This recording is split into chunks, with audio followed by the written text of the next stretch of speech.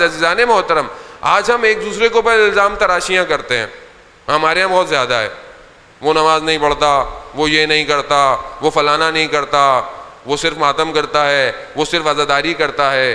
عزیزان محترم، کم از کم اللہ کی طرف متوجہ ہے، اللہ کے رسول کی طرف متوجہ ہے، مولا کو مانتا ہے. آپ کو نہیں پتا، مجھے نہیں پتا، ہو سکتا ہے کل سے نماز پڑھنا شروع کر دے، کل کو توبہ کر دے اگر کوئی غلط کرتا ہے. ہم ایک دوسرے کو کیوں ڈفرینشیٹ کرتے ہیں؟ وہ وہاں ایک دوسرے پر نام لگاتے ہیں، یہ ایسا ہے یہ ویسا ہے، تو ہم کیوں اس کو مسجد امام بارگاہ سے باہر نکالنے کی کوشش کرتے ہیں؟ یعنی میں نہیں کہہ رہا کہ آپ یوں کرتے ہوں گے، ہم ذہن سے تو کرتے ہیں ان ساری چیزوں کو. ہم نے ایک دوسرے کے اندر اختلاف کیوں پیدا کر لیا ہے؟ وہ ایسا ہے یہ ایسا ہے. نہیں عزیزان محترم، ہو سکتا ہے کوئی شخص کی صرف دینداری ہی صرف چند دنوں کی ہو، اگر آپ اس سے وہ بھی چھین رہے ہیں تو وہ تو لادین ہو جائے گا. کم از کم اسے مجلس میں آنے تو دیجئے.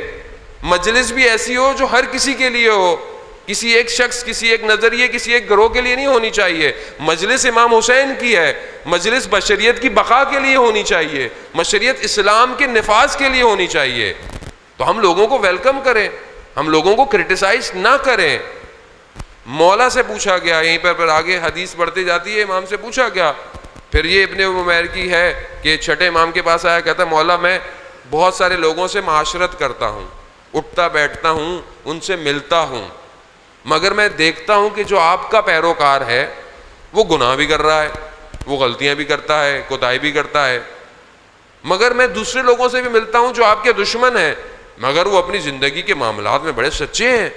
تو کہتے ہیں مولا نے بڑی عجیب سی نگاہوں سے مجھے دیکھا اور کہا کہ جو ہم سے محبت کرتا ہے اصل وہی شخص ہے جس کا ہر عمل قبول ہونے والا ہے. مولا نے واضح کہہ دیا کہ وہ جو کرتا ہے وہ گناہ، اصل میں وہ فسق خود فاسق نہیں ہے، وہ اس کا صرف عمل فاسق ہوا ہے، یعنی عمل فاسق ہوا ہے. اور یہ عمل ہماری ولایت اس کے اس غلط عمل کو پاک کر دے گی. نہیں آپ کو سمجھ میں نہیں آ رہی بات یار. بہت سارے بولیں گے مولانا صاحب نے کہہ دیا کچھ بھی کرتے رہو زندگی میں. نہیں قطعاً ایسا نہیں ہے. اپنی مرضی کی بات لے کر اٹھنا ہے تو جہاں سے دل چاہے اٹھ جائیں، آپ کی اپنی مرضی کی بات ہے.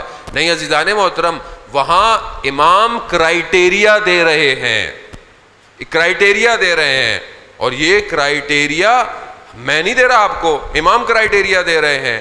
لیکن کیا ہم، امام نے جو کہا، امام نے فرمایا کہ یہ جو غلطیاں کر رہا ہے یہ خود نہیں ہے، یہ خود نہیں ہے، یہ عمل ہے جو اس کے اوپر آیا ہوا ہے، یہ اس کا اصل وجود یہ نہیں ہے، یہ ہو ہی نہیں سکتا. یعنی وہ شخص جو ولایت اہل بیت رکھتا ہو وہ اپنے وجود سے گناہگار ہو ہی نہیں سکتا، وہ نہیں ہو سکتا، وہ اس کا اصل وجود گناہگار ہو ہی نہیں سکتا. لیکن جب تک زندہ ہے اس کو موقع ہے، اور اگر اس نے گناہوں کے اندر غوطے زیادہ مار رہے تو پھر ہماری ولایت اسے چھوڑ دے گی. یہ بھی ہے، ولایت چھوڑ دے گی اسے. ابھی نہیں پتا، ابھی ہم لوگوں کو نہیں پتا، کسی کو بھی نہیں پتا، ابھی سب مکس ہے. مکس سے مراد اچھا برا سب مکس ہے. آپ دیکھیں گے سامنے کوئی شخص ہے اہل بیت کو نہیں مانتا، آپ کو بڑا اچھا لگتا ہے. آپ باہر دیکھیں یورپ میں بڑے لوگ انسان کی جتنی محبت نہیں، کتے سے زیادہ محبت کرتے ہیں وہ. یعنی آپ بولتے ہیں بہت خیال رکھنے والی قوم ہے بھائی، یہ تو اتنا خیال رکھتی ہے، تو کتے کا خیال. میں جرمنی گیا، ہمارے ایک دوست جاب کرتے تھے تو آئے، کہنے لگے ہمارے آفس میں خاتون تھیں، کچھ دنوں بعد آئیں تو ہم نے پوچھا بہت دن ہو گئے آپ. کہتا وہ میری والدہ کا انتقال ہو گیا تھا، میں دوسرے شہر تھی تو ان کی جائیداد اور چیزیں تھیں، وراثت تقسیم کر رہی تھی. پھر میرے والد تھے، بوڑھے تھے، ان کو میں اولڈ ہاؤس، وہ جو بوڑھوں کے گھر ہوتے ہیں وہاں چھوڑ کر آئی. مگر میری والدہ کی ایک نشانی تھی وہ میں ساتھ لے آئی. وہ کیا کہا؟ کتا تھا میری والدہ کا، وہ میں ساتھ لے آئی، باپ کو چھوڑ آئی وہاں پہ. مطلب وہ قوم ایسی ہے لیکن ہمیں بہت اچھی نظر آتی ہے کیونکہ ہم نے دور سے دیکھا ہے. تو عزیزان محترم، یہ اگر جو اچھائیاں، یہ جو امکانات خدا انہیں دے رہا ہے حدیث کی روشنی میں، یہ تا قیامت جو بھی وقت ہے ظہور کا، اس وقت تک انہیں موقع دیا جا رہا ہے. انہیں موقع. خوب مومن کیوں پریشان ہے؟ مومن کے اوپر سختی کیوں ہے؟ مومن کیوں امتحان میں مبتلا ہے؟ پھر تو آپ کیا سمجھتے ہیں کہ جب رسول خدا حضرت محمد مصطفیٰ صلی اللہ علیہ وآلہ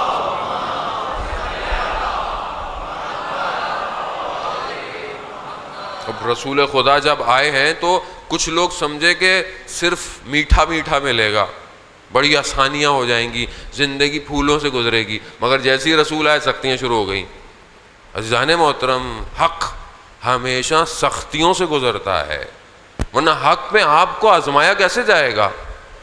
اصحاب رسول بعض اوقات ایک ہی کھجور ہوتی تھی اور کتنے لوگ اس کھجور سے جو ہے وہ اپنے آپ کو سیراب کرتے تھے. ایک ہی کھجور ہوتی تھی، جگہ نہیں ہے سونے کی، مشکلات تھیں عالم میں، وہ آج بھی مشکلات ہوں گی. آپ حق پہ چلیں، آپ کے اوپر سختیاں ہیں. آپ سامنے دیکھتے ہیں یار وہ تو نہ نمازیں پڑھتا ہے نہ روزے رکھتا ہے، مگر دیکھیں یار سب اچھا چل رہا ہے. یہ اچھا جو ہے نا اس کا یہ ظاہر یہ یہیں تک ہے، یہ یہیں دنیا تک ہے، اور یہ دنیا بہت محدود ہے، بہت محدود ہے. مومن کے لیے الدنیا سجن و مومن، دنیا مومن کے لیے زندان ہے، قید خانہ ہے. یعنی مومن اس دنیا سے پرواز کرنا چاہتا ہے. کیوں؟ کیونکہ اس کا دل یہاں پہ نہیں ہے، اس کا دل اپنے رب کی طرف متوجہ ہے کہ میں کب ملوں گا، کب میں جاؤں گا اپنے پروردگار کے پاس. اور یہ میں سوچتا ہوں، کیا میں یہ سوچتا ہوں؟ مگر میں ہوں تو مومن. ہم تو ویسے ہی مومن ہیں، کچھ نہیں بھی کریں تو بھی مومن.